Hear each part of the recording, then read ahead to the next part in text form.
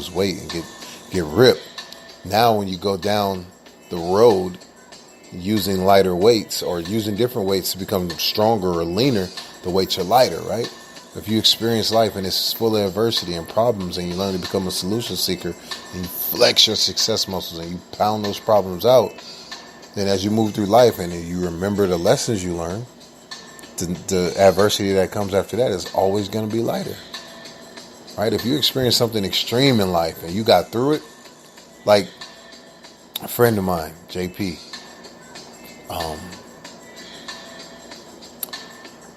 JP was diagnosed with cancer 3 or 4 years ago, right? And he fought for about 6 or 8 months, I think, maybe a year. And he fully recovered, and he's healthy now. But in his eyes, anything that happens to him ain't got nothing on the big C. So in his eyes, I can handle anything. I can go through anything. I can deal with anything. I can beat anything because I've beat the worst. I've beat the baddest. So life ain't got nothing on it. You throw it at me. Oh, I got my lights going out. Whatever, I can deal with it. Oh, I got evicted. Whatever, I got to deal with it. Oh, I got a big team of 4,700 people. And I got a building in Manhattan. I got the 70th floor, and I got this office I got to run. Whatever, I can deal with it. He can handle it because he's been through the valley low. So now, what he's doing as far as building his life and creating success in his life, easy. Ain't got nothing on what happened to him before. You know what I'm saying? You guys get the analogy? I hope you do. If you don't, rewind it, and I hope you understand it. So Oprah, right? If you guys don't know about Oprah's story, her life story, you should look it up. It's pretty crazy. So of course she's older. She was born in 1954 in Mississippi, right? She had a troubled adolescence. When I say troubled, I mean troubled. Like she came from a small farming town. She was sexually abused by a number of relatives in her family, right? And even and uncles.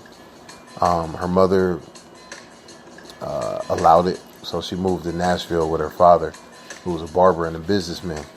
From there, she went into, trying to be a talk show host and a radio show host. She went to Tennessee State, got broadcasting in there, and she went on to star in the film Color Purple, right? But listen to this.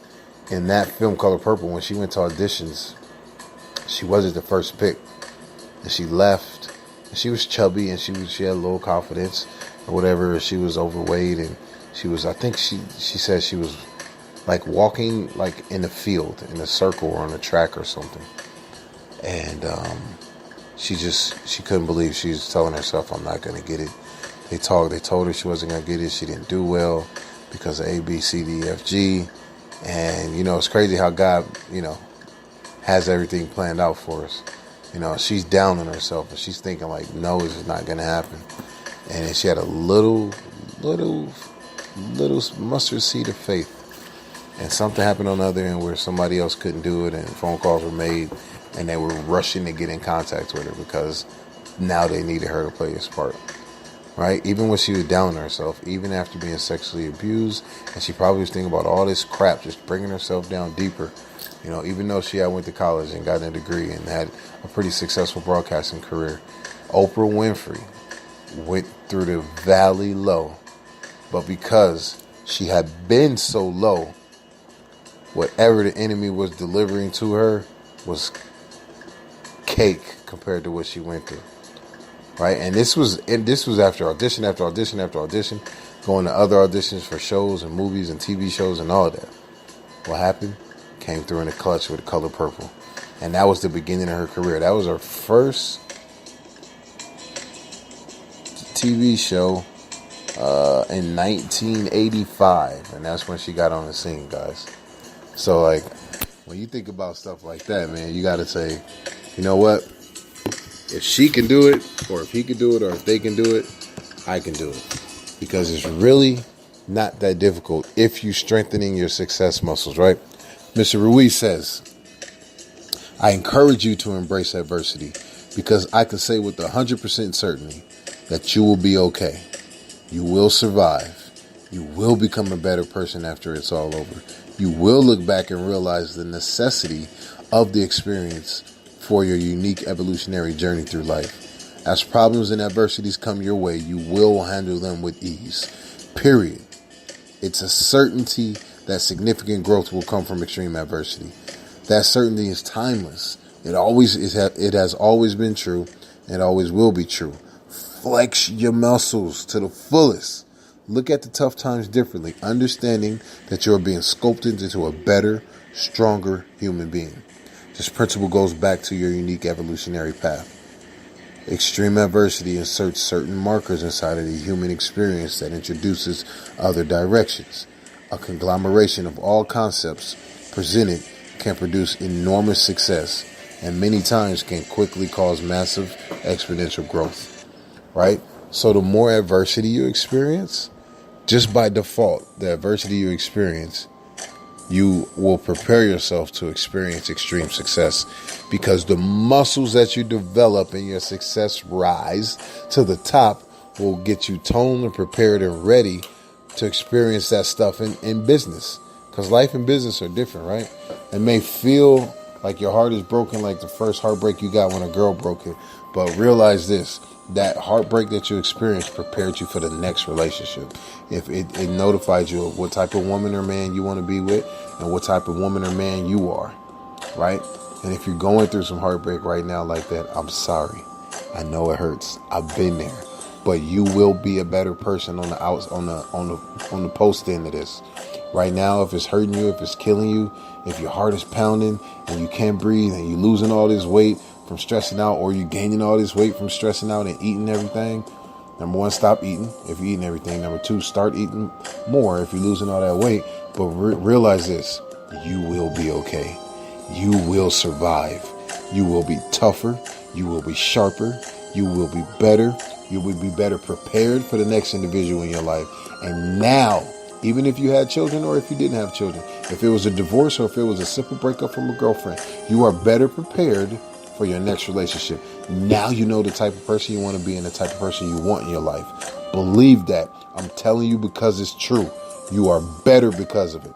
And if you're not better because of it, go talk to somebody. Go pray to God. Why? Because you just need a little time to get over it. Life is like that, man. It's full of ups and downs and valleys and mountains. As long as your valleys are going up and not down and down, then you good. But realize this preparation for your future, because you will be better. Right now, let's talk about decision-making muscle, right? The decision-making muscle is another crucial muscle regarding to success in life. Some people obsessively ask so many questions about each decision that they can't even take a minute to step forward.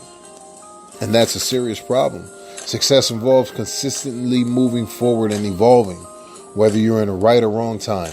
Not every forward step or forward decision you make is going to be correct in the moment. But remember, as you take those steps, correct or incorrect, you're moving forward. The beauty of making this decision is that you will develop the decision-making muscle. The more decisions you make, the better you will get and the more decisive you will become, right? I used to be real indecisive. Like, I couldn't decide if I wanted to wear black socks or white socks. I couldn't decide if I wanted to make a right or a left.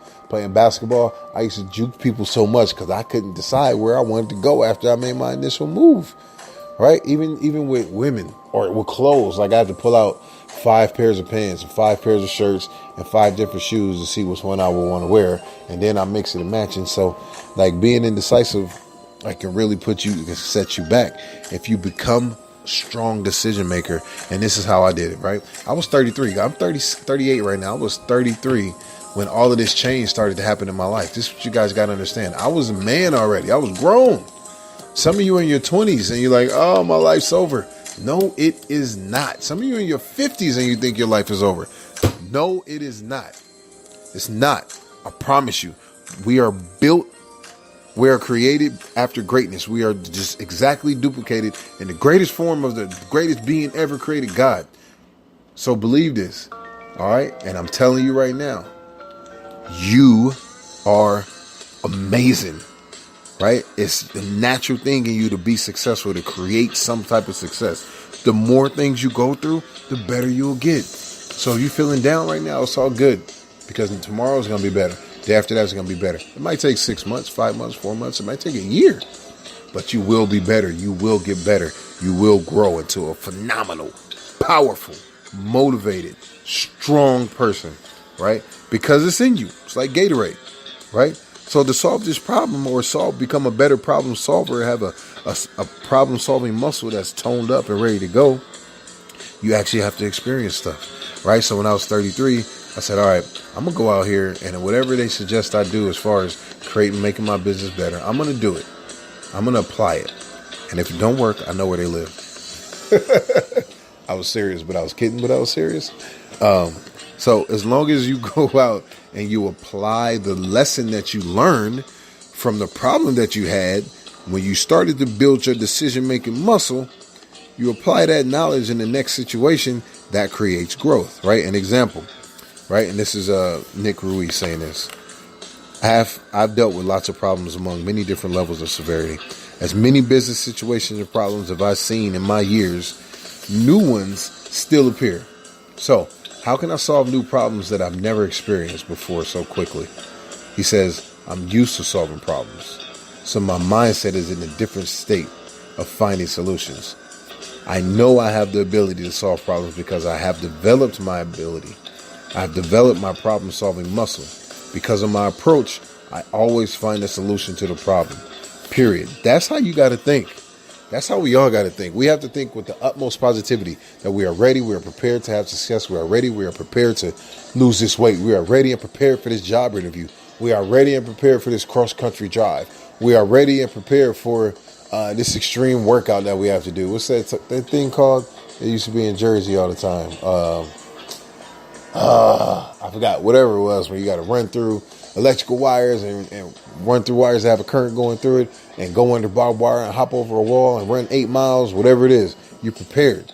Know it in your mind. You have to start speaking positive to yourself so that you know that you not only are you in a better place, not only that you will get through it, but know that you are a beast, you are a womanimal, you are a manimal, and you can conquer whatever you put your mind to. That's it, period. Here comes some more of those beautiful commercials for y'all. We'll be right back. Carolina Security Consultants is your residential security consultants leader. Our security assessment is custom tailored for each project. Give Danny a call, 336-312-5326. Make sure to tell them 3 and Out sent you. Unforgettables. Nice. This show is sponsored by Unforgettables. Unforgettables creates detailed hand-painted baseballs for every baseball fan. Check them out at unforgettables.com. Hey, what's up, guys? Those are real quick ones right there. So I'm going to finish up with this. Use it or lose it. Period. Again, I want to make it clear that more problems you solve, the more confident you are in solving your future problems. If you have a problem solving mindset, and a skill set, it shouldn't matter what problems come your way, because you consistently build your muscle to solve problems or making decisions. Embrace the fact that the problems will come up. Embrace the fact that you can deal with it. Decisively solve each problem with confidence, just like I'm speaking, with confidence, all right? Because if you don't use it, you're going to lose it. Plain and simple, right? The physical success muscle analogy is accurate. If you aren't using the muscles in your body, they're weakening.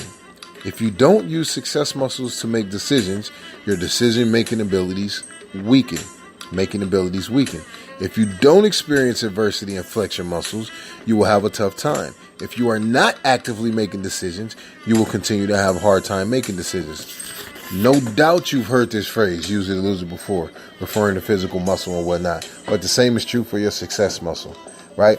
If you want to make better decisions, start with this daily exercise, right? Quickly make small decisions without debating. You hear me? Listen, quickly make small decisions without debating back and forth in your mind.